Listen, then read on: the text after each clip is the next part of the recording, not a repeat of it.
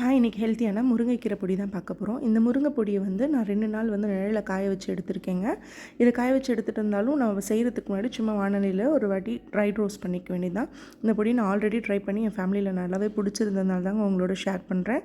இதில் வந்து ஒரு நார்மலாக ஒரு கப் வச்சுருக்கோம்ல, அந்த கப்பை வச்சு தான் மெஷர்மெண்ட் எடுக்க போகிறோம். 1 கப் கடலைப்பருப்பு, 1 கப் உளுந்து, 1/2 கப் துவரம்பருப்பு, 1/2 கப் தனியா, 1 டேபிள் ஸ்பூன் வந்து பெப்பர், 1 டேபிள் ஸ்பூன் சீரகம் போட்டுட்டு நல்லா ட்ரை ரோஸ்ட் பண்ணிக்கணும். ட்ரை ரோஸ்ட் பண்ணும்போது நம்ம மீடியம் ஃப்ளேமில் வச்சு பண்ணுறது பெட்டருங்க, ஏன்னா தீயாமல் இருக்கும். 1/2 ஸ்பூன் கருப்பேல், 1 டேபிள் ஸ்பூன் ஃபுல்லாமே பம்கின் சீட்ஸ் ஆட் பண்ணியிருக்கேன். உங்கள்கிட்ட சன்ஃப்ளவர் சீட்ஸ் இருந்தாலும் நீங்கள் ஆட் பண்ணிக்கலாம். இது வந்து இன்னுமே ஹெல்த்தியராக இருக்கும். அதுக்கப்புறம் அது நல்லா வறுபட்டதுக்கப்புறம் உங்களுக்கு தேவையான அளவுக்கு வரமிளகா, நல்லா தாராளமாக கருவேப்பிலை, 5-6 பல்லு பூண்டு போட்டுக்கலாம். அது நான் தோல் நீக்காமல் தாங்க போட்டிருக்கேன். உங்களுக்கு வேணும்னா நீங்கள் தோல் நீக்கி கூட போட்டுக்கலாம். இதை நல்லா ட்ரை ரோஸ்ட் பண்ணணுங்க. ட்ரை ரோஸ்ட் பண்ண பிறகு இன்னுமே நான் கருவேப்பிலை ஆட் பண்ணியிருக்கேன் பாருங்கள். இன்னும் வேணுன்னா கூட போட்டுக்கலாம், நம்ம நல்லது தான். இது நல்லா ட்ரை ரோஸ்ட் பண்ணதுக்கப்புறமா நம்ம கொஞ்சம் புளி ஆட் பண்ண போகிறோம். புளி வந்து இன்னும் நல்லா டேஸ்ட் வந்து என்ஹான்ஸ் பண்ணி கொடுக்கும். அதுக்கப்புறமா பெருங்காயம் ஆட் பண்ணியிருக்கேன். இதெல்லாமே நல்லா ட்ரை ரோஸ்ட் பண்ணி எடுத்துக்கோங்க. நம்மளுக்கு இங்கே எல்லாமே நிறையவே முருங்கைக்கீரை கிடைக்குதுங்க. நாங்கள் கொஞ்ச நாள் வந்து யூஎஸில் இருக்க வேண்டிய சுச்சுவேஷன். அப்போ வந்து எங்களுக்கு இந்த முருங்கைக்கீரைன்றது கிடைக்கவே கிடைக்காது. ஆனால் நிறைய வந்து அங்கே டேப்லெட்ஸாக தான் விற்பாங்க. டேப்லெட்ஸாக எல்லோரும் எடுத்துப்பாங்க. அப்போ நான் ஆச்சரியமாக பார்ப்பேன், என்னடா இது நம்ம ஊரில் சும்மா அப்படி நடந்து போகும்போதே கிடைக்கும், பட் நம்மளுக்கு இப்போது டேப்லெட்ஸாக தான் எடுத்துக்க வேண்டியதாக இருக்கேன்னு சொல்லிட்டு. ஸோ இப்போ நல்லபடியாக அதை யூஸ் பண்ணிக்கணுன்றதுக்காக தான் இந்த முயற்சி.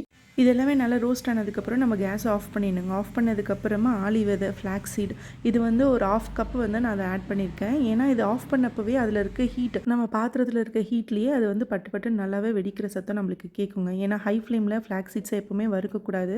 அப்படி பண்ணோன்னா அதில் இருக்க ஒமேகா ஆசிட்ஸ் வந்து எவாப்ரேட் ஆகிடுங்க. அதனால் எப்போவுமே வந்து ஹை ஃப்ளேமில் அதை வறுக்கக்கூடாது. இப்போ நம்ம வறுத்த எல்லா பொருளையுமே நம்ம வேறு ஒரு பிளேட்டில் கொட்டி நம்ம ஆற வச்சுக்கலாம். நல்லா ஆறுனதுக்கப்புறம், சூடு எல்லாமே ஆறுனதுக்கப்புறம் மிக்ஸி ஜாரில் இதை மட்டும் தனியாக உப்பு போட்டு நம்ம அரைச்சிக்கலாம்.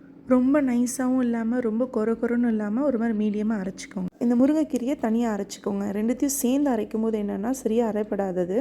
ஒன்று கொஞ்சம் கொரன்னு இருக்கும், கொஞ்சம் பொடியாகாமல் அப்படி இருக்கும். இந்த மாதிரி அரைச்சி தனித்தனியாக எடுத்துக்கும் போது இன்னொரு ப்ளஸ் பாயிண்ட்டும் இருக்குங்க. இந்த முருங்கைக்கீரையை மட்டும் நீங்கள் தனியாக கூட ஸ்டோர் பண்ணி வச்சுட்டு இந்த மாதிரி பொடியாக எடுத்துக்காமல் மார்னிங்கில் ஹாட் வாட்டரில் 1 ஸ்பூன் போட்டு கூட குடிக்கலாம். அதுவுமே நல்லது தான்.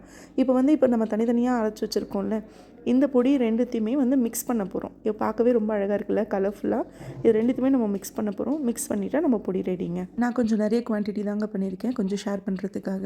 உங்களுக்கு எவ்வளோ வேணுமோ அவ்வளோ நீங்கள் பண்ணிக்கலாம். ஸோ இது வந்து ஒரு கிளாஸ் கண்டெய்னரில் போட்டு ஸ்டோர் பண்ணி வச்சுக்கிறேன். இந்த ரெசிபி ட்ரை பண்ணி பார்த்துட்டு உங்களுக்கு டேஸ்ட் பிடிச்சிருக்கா இல்லையான்னு மறக்காமல் கமெண்ட் பண்ணுங்கள். நீங்கள் கேர் பண்ணுற உங்களோட லவ்ட் ஒன்ஸ்க்கு ஹெல்த்தியாக இருக்கிறதுக்காக இந்த ரெசிபியும் ஷேர் பண்ணுங்கள். தோசையில் இந்த மாதிரி தூவி விட்டு தாராளமாக கொஞ்சம் நல்லெண்ணெய் விட்டு சாப்பிட்டா நல்லாயிருக்கும். இல்லைன்னா நல்லா சூடான சாதத்தில் இந்த பொடியை கொஞ்சம் போட்டுட்டு நெய் ஊற்றி பிசைஞ்சு சாப்பிட்டாலும் ரொம்ப நல்லாயிருக்கும். ட்ராவலுக்குமே இட்லிக்கு இது பொடியாக யூஸ் பண்ணவும் ரொம்ப டேஸ்டியாக இருக்கும். ஸோ மறக்காமல் வீடியோக்கு லைக் பண்ணிவிட்டு அனீஷ் அங்கு பேஜை கண்டிப்பாக ஃபாலோ பண்ணுங்கள், சப்போர்ட் பண்ணுங்கள். தேங்க்யூ.